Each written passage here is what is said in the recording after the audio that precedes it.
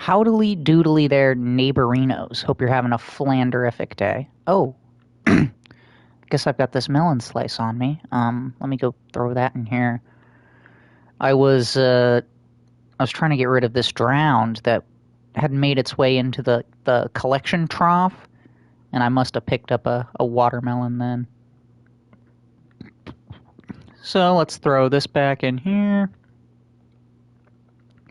Let's briefly take a look at whatever this is over here. What, is this pumpkins? Oh. Weird. Okay, alright. We don't really go over here. This is kind of the uncharted lands. Hello there, Slicks. Oh, yeah, those are kind of the uncharted lands. We don't really go over there. It's kind of weird. Okay. I don't know how I've never noticed those pumpkins over there. Weird. Alright. I got a lot of great videos that we can watch. Okay, alright. We're gonna watch this one because I absolutely love historical proof of the Bible, because then when people try saying, oh, that's just not real, you can be like, well, but this lines up perfectly. This would be like the most insane fan fiction of all time. Just to casually get these details correct.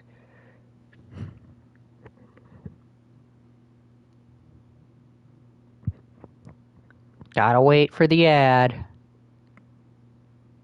Okay, ours will actually load. Amazing. Amazing. Spectrum, you are terrible. Terrible. Yeah, again, was struggling, dying, trying to load. Got off the Wi-Fi. Boop, immediately. Done. Loaded. Terrible. Skeptical critics love to try and poke holes in the gospel narratives, claiming that they're... This is called 5 Times Archaeology Silenced Critics of the Gospels by Testify. Testify is the name of the channel. Of historical blunders, but in recent times, many of these so-called holes have been filled in by the shovel of archaeology. In this video, we're going to run through the top 5 examples of critics looking bad in the light of new archaeological discoveries. If you're a fan of American history, you're probably familiar with the name Thomas Paine. Paine was a founding father and the philosopher for the Revolutionary War. His essay Common Sense resonated with the American commoners and rallied them behind the movement for independence. Paine was also a flaming deist, and he wrote a scathing critique of the Bible called The Age of Reason. Here's one of Paine's shots against the Gospels. He writes, "There could be no such person as a King Herod, because the Jews and their country were then under the dominion of the Roman emperors, who governed then by tetrarchs or governors. So in other words, the Gospel writers got the title of Herod wrong." Well, a couple of centuries later, Paine would be proven wrong with some hard evidence in the form of coins. Many coins surfaced that had the inscription King Agrippa. It turns out that Paine's critique here is less than reasonable after all. Frank Zindler is a lifelong atheist activist who has written extensively against the existence of the historical Jesus. He once argued that Nazareth, the town Jesus grew up in, also never even existed, calling it as mythical as the Jesus family that was supposed to have lived there. Zindler reasoned that neither the Old Testament, the Apostle Paul, the Talmud, or Josephus ever even mentioned Nazareth. Since the Talmud and Josephus together list 100 other villages combined in Galilee, this does seem to be like a glaring oversight. So what exactly do we make of it? Well, Mr. Zindler, meet Yardena Alexandre. In 2009, her team from the Israeli Antiquities Authority unearthed a house from what they say is first century Nazareth. Here's what she had to say regarding this finding. The discovery is of utmost importance since it reveals for the very first time a house from the Jewish village of Nazareth, and thereby sheds light on the way of life at the time of Jesus. The building that we found is small and modest, and it is most likely typical of the dwellings in Nazareth in that period. Zindler, the Jesus mythicist, has been myth-busted here. Some have said that John was inventing some theological fan fiction when he described the Pool of Bethesda. Let's read about it a bit. In John 5:2 it says, "Now there in Jerusalem near the sheep gate was a pool, which in Aramaic is called Bethesda, which is surrounded by 5 covered colonnades." You know the story. I just want to point out this one here is going to be some, like, really good evidence that, like, the people that wrote the Gospels were there and, like, saw it and knew what the fuck they were talking about and weren't just pulling shit out of their ass. And yeah, here's why.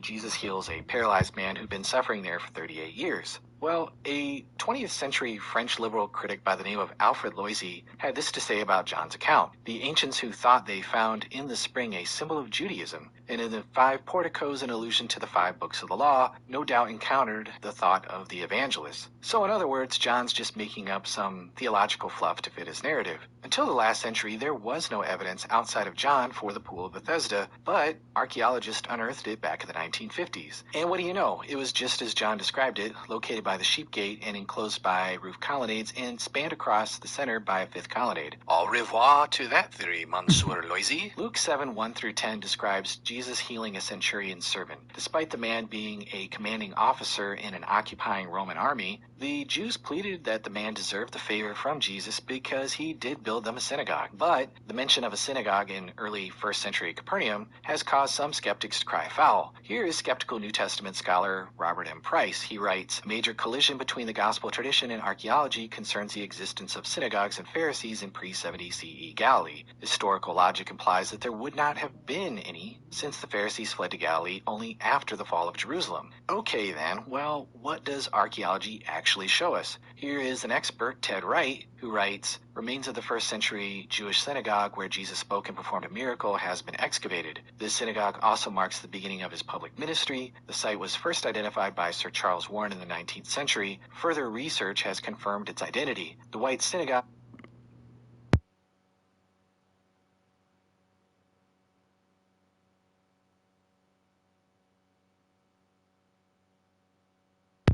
Sorry, I had to blow my nose.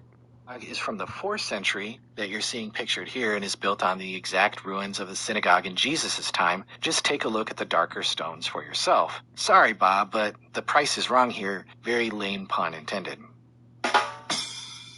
Finally, skeptical New Testament critics like John Dominic Crossan and Bart Ehrman have argued that because crucifixion is designed to be a humiliating death, Jesus' corpse probably would have at best been buried in a shallow grave and picked apart by wild dogs. What we read in the Gospels about Joseph of Arimathea, according to Ehrman and Crossan, is just pious fiction. But in 1968, building contractors working in a Jewish neighborhood in northeast Jerusalem came upon an ancient burial site containing 35 bodies.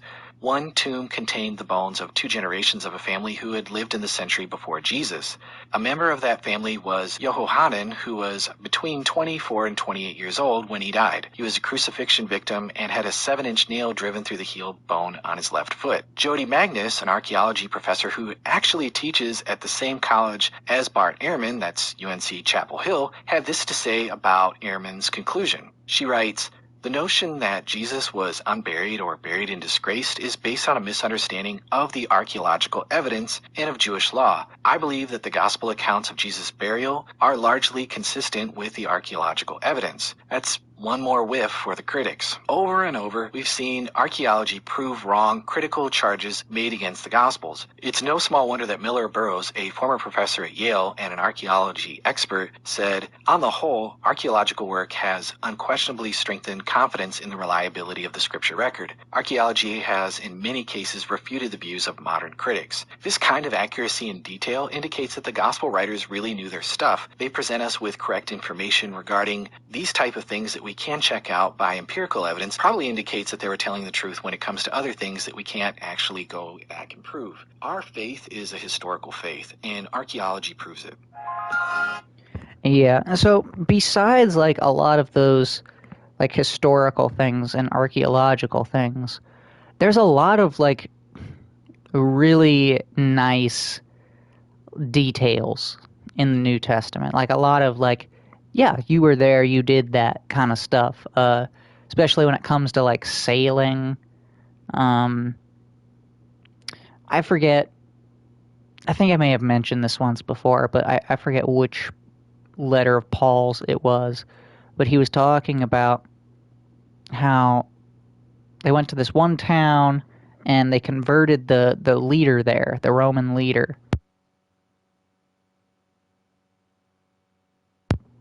And then next they left that town and went to some obscure like port.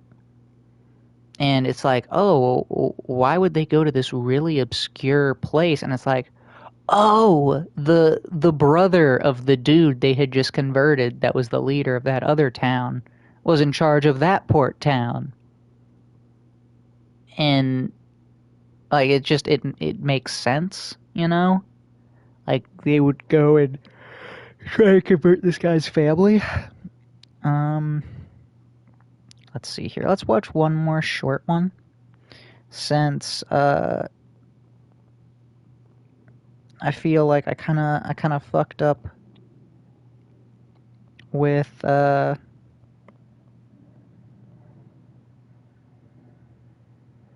Book of Enoch a little bit. Anyway, we'll watch another one from Testify. This one's only going to be 3 minutes, 57 seconds. 3 times Jesus called himself God that you probably didn't notice. Hi.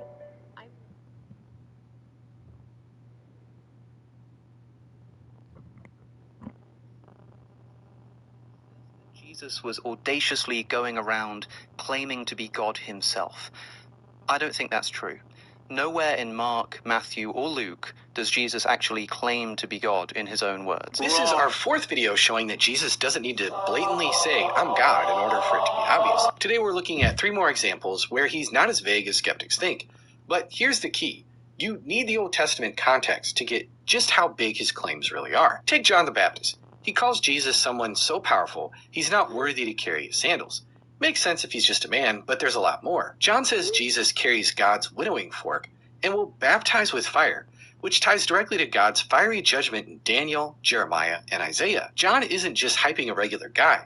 He's pointing to someone who's both human and divine and will judge the world. Later, when John's disciples ask Jesus, "Are you the one to come?" Jesus doesn't just say yes. Instead, he points to his works. The blind see, the lame walk, the deaf hear, and the dead are raised. These aren't just cool miracles. They fulfill Isaiah's prophecies where it says, "Behold, your God will come with vengeance, with the recompense of God. He will come and save you. Then the eyes of the blind shall be opened, and the ears of the deaf unstopped. Then shall the lame leap like a deer, and the tongue of the mute sing for joy." But these aren't just signs of the Messiah. They're signs of Yahweh himself stepping in to save his people. By pointing to these works, Jesus is basically saying, those prophecies about God, yeah, they're about me. He's boldly claiming to be the God of Israel. And don't forget, this idea of God showing up in human form isn't new.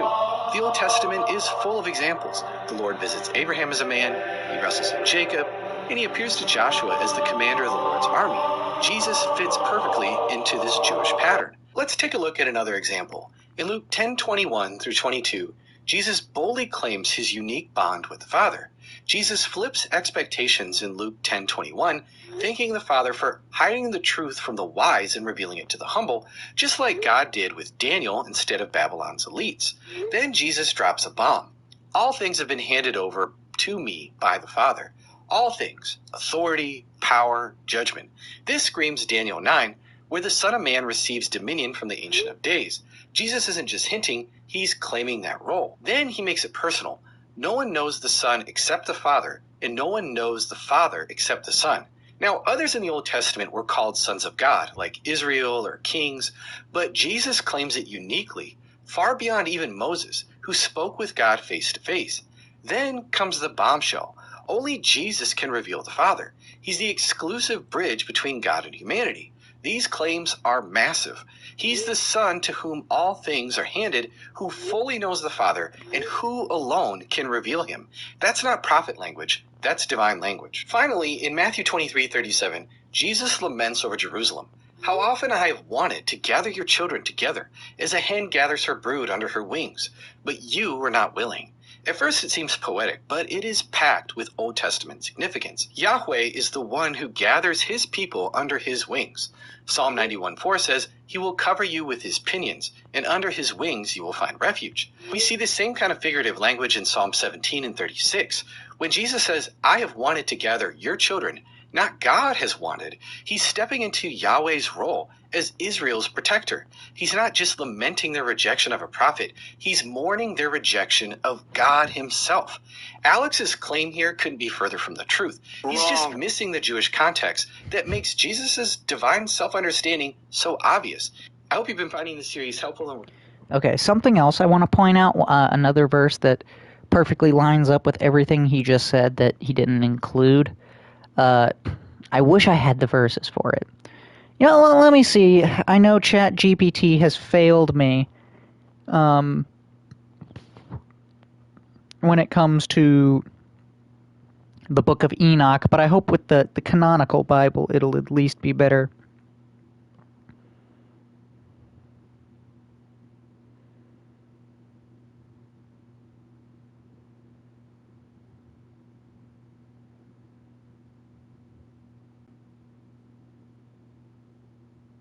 Okay, here we go.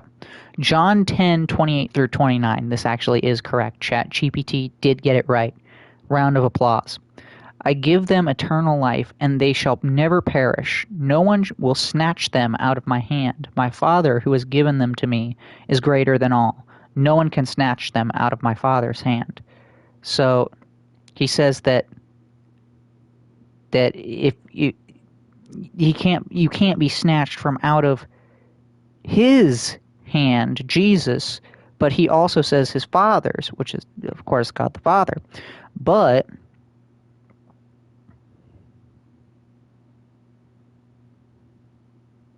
in the Old Testament,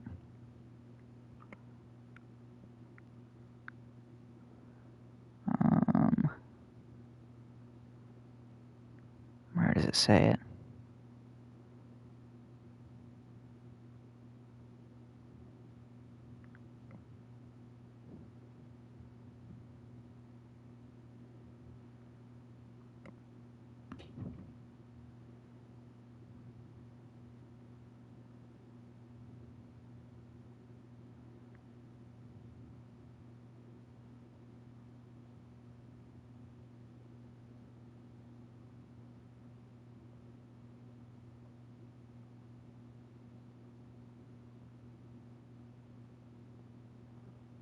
Okay, I don't think this is getting this right.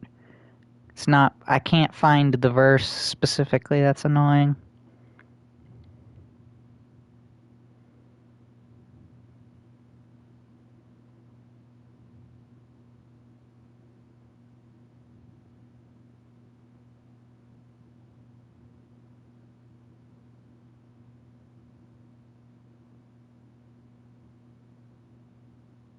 Here we go. Isaiah 43:13. Yes, and from ancient days I am he, and this is God speaking, by the way. Yes, and from ancient days I am he. No one can deliver out of my hand. When I act, who can reverse it? Literally, it's a same kind of parallel. So yeah. I guess that's all I've got for this episode. Let's see if we got any comments here.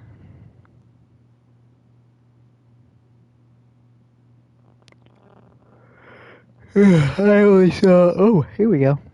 I only saw Slicks. So, yeah. Alright. Well, thank you for watching, Slicks. Thank you to anyone else who may have tuned in and didn't chat with me. I really appreciate it. Thank you to the YouTube crowd who's going to like and subscribe. And I'll see you all in the next one, which will be soon. Because I'm going to go do some Batman. And yeah, hopefully at some point I'll finally get through the Book of Enoch and I'll be able to go back and find all of these verses for you so I can actually do a proper breakdown, because there's a lot of really interesting things in there. I feel like every time I read it, I have to write down like a new verse. So yeah. See you guys.